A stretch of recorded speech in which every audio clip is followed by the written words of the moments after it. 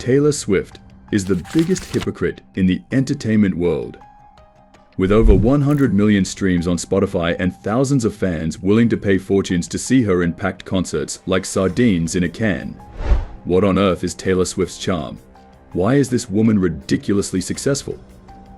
The answer is simple, because she has built a lucrative empire by pretending to be something she's not. She sells herself as a good girl, feminist, and progressive, but she's far from it. Honestly, as an artist, Taylor Swift is just plain awful and scary. You won't believe the contradictions and inconsistencies of this woman.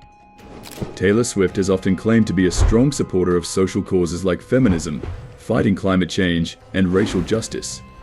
It's a message that clearly resonates with her younger, more progressive fans. However, her actions don't always match up with these beliefs. In fact, they often contradict them, showing a more selfish side. One big scandal was about the huge amount of CO2 emissions her constant private jet travels caused. Official data in 2023 even labeled her as one of the worst offenders in terms of pollution from private jet travel. Let's just take a moment to check out the graph showing all her private jet flights during 2023. And it's incredibly hypocritical that someone who talks so much about the urgent need to combat climate change then goes on to take 13-minute flights in their private jet. A journey that could easily be done in just 28 minutes by car. According to experts, a private jet burns about 8,000 times more fuel than a conventional car for the same distance. It's a chilling fact when you consider that Swift took at least 170 of these ultra-short flights in the last year. As if that wasn't enough, the singer has tried to justify and offset these excesses by purchasing so-called carbon credentials. This is a dubious business created by the US government that supposedly allows purchasers to neutralize their carbon footprint through reforestation projects. Environmental experts have criticized this measure as insufficient and ineffective, as the emissions have already been released into the atmosphere, making it impossible to immediately reverse the damage. Not to mention that trees have a limited lifespan, so they only serve as temporary CO2 stores that are eventually released again. In short, with almost $1 billion in the bank, Taylor Swift seems more focused on keeping up her fancy lifestyle than leading by example. And this inconsistency goes beyond just climate change. Taylor Swift's entire career is really built on those contradictions. I won't deny she's now enjoying the perks of being a global pop star, but honestly, as crazy as it sounds, Taylor Swift probably owes Kanye West a lifetime of gratitude for that awful moment at the 2009 VMAs. Because it was precisely that incident that catapulted her to a new level of worldwide fame. Think about it. Before that, Taylor was basically just another emerging pop country artist. She had some moderate hits, but nothing extraordinary. She was like that new girl everyone knows, but nobody pays too much attention to yet.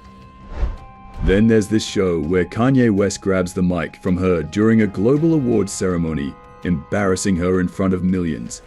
It's a really rough and awkward moment that got a lot of people feeling sorry for Taylor. All of a sudden, she went from being just another singer to being the poor girl everyone felt bad for seeing treated like that. It's like they say, people like to watch the good guys suffer, right?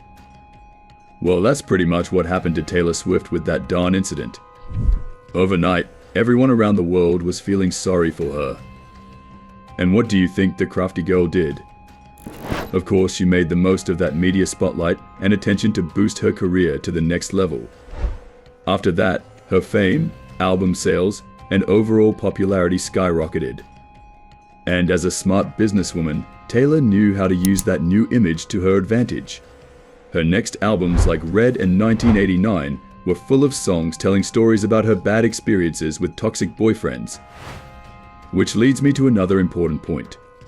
Have you noticed that a big part of Taylor's music is basically just dissing her exes?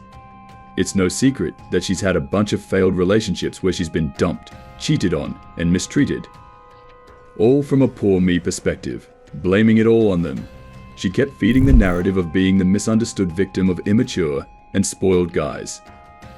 That image worked like a charm and earned her millions of new fans. Her latest album, The Tortured Poets Department, is all about that, keeping up the narrative of being the dumped girl, which really connects with her teenage fan base, even if they're already in their late 20s. And you know what? I don't see anything wrong with this. In fact, I admire to some extent that she dared to expose her flaws like that and make music out of them. What I do find extremely hypocritical on Taylor's part is that instead of accepting that maybe the problem was with herself and her bad choices in picking partners, she prefers to blame all her exes for the relationships that didn't work out. Because maybe, just maybe, she's the problem. Now, it's interesting to analyze the recent romantic relationship that she has entered into with an NFL player, the Professional American Football League. This sport is known for its intensity and physical aggression, where pushes, hits, and insults are common. And we're not talking about an exemplary player here. Her new partner is famous for his constant outbursts of anger, yelling obscenities at teammates and coaches during games. A guy with a bad temper who obviously can't control his aggressive impulses. How is it possible that after lamenting so much about infidelities and mistreatment, Taylor is attracted to a man whose aggressiveness is his trademark? Is she so desperate to have a partner that she lowers her standards to such levels? At the end of the day, what Taylor Swift preaches is far from reality. While she portrays herself as a victim, demanding respect, privacy, and good treatment, she doesn't hesitate to sell her private life and even put on kissing shows in front of thousands of fans after her concerts. Many speculated that her relationship was just a marketing stunt after all. The NFL got interested when she attended games and also capitalized on it. During her first game at the Chiefs Stadium, TV viewership hit record numbers, with millions tuning in to see Swift. NFL executives quickly noticed her potential to attract new fans to the sport. Naturally, this didn't sit well with many die-hard sports fans. Because yes, the singer's presence at Kansas City Chiefs games has been beneficial for the NFL, as it has helped to expand the brand to a new audience and yield good marketing numbers. But at what cost? Well, it's not just the cost of firing up the private jet's engines to go around the corner, but also dealing with the intense following she brings along the Swifties. And let's be honest, being a radical fanatic of anything in general is pretty extreme. This seems to be the biggest problem with Taylor. She's got an army of obsessive followers who take their love for her to worrying levels. Being a true Swiftie means ditching any sense of skepticism.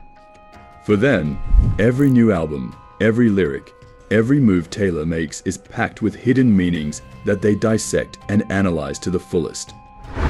This conspiratorial obsession has led them to behave like true conspiracy theorists, comparable even to the delusional believers of QAnon. The Swifties blindly believe that they can uncover the solution to any mystery in the universe, as long as they apply their tireless determination to worship their blonde goddess. It's clear that they go far beyond being a conventional fan club. They are a true global community of devoted followers who have elevated their devotion to Taylor Swift to almost religious levels. We're talking about millions of fans spread all over the world. For them, supporting Taylor's every move is like a sacred duty, no matter where or when.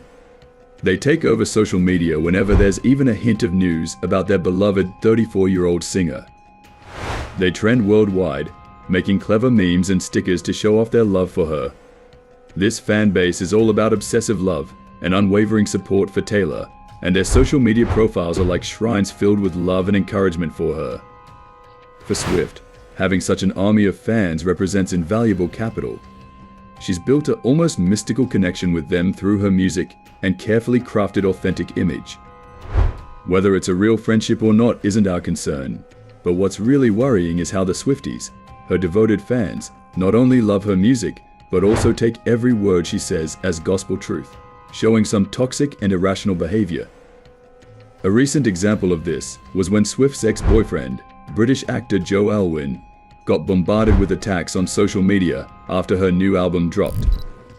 The Swifties were convinced that the titles and lyrics of the new songs hinted at a troubled relationship between Swift and Alwyn, and they didn't hold back, hurling insults and accusations at him. It turned out later that the songs were actually a mix of Taylor's past and present relationships, not just about Joe. Well, not all of them, at least. So the poor actor ended up being the target of these toxic fans' irrational anger, taking a beating for misunderstandings and baseless rumors. All because the Swifties are obsessed with analyzing every little detail of their idol's life, just like a cult. It's clear that Taylor Swift has built a massive commercial empire, and she has a loyal fan base ready to defend her, no matter what. It's understandable, considering she's faced mockery, rumors, and harassment throughout her public life, like any celebrity. But Swift has taken it further, encouraging her fans to obsess over every little thing she does, turning it into part of her personal brand. She's encouraged them to become experts on every aspect of her life that she chooses to share. And anything she doesn't share gets dissected and interpreted by this growing group of devoted fans. So yeah, a big part of what makes Taylor Swift so appealing is her skillful knack for portraying herself as a perpetual victim, always being let down or mistreated by the men in her life. Whether it's ex-boyfriends, record label disputes, clashes with other artists, or her recent 6-year relationship that didn't end in the wedding she dreamed of. But don't you think it's time to move on? Share your thoughts below.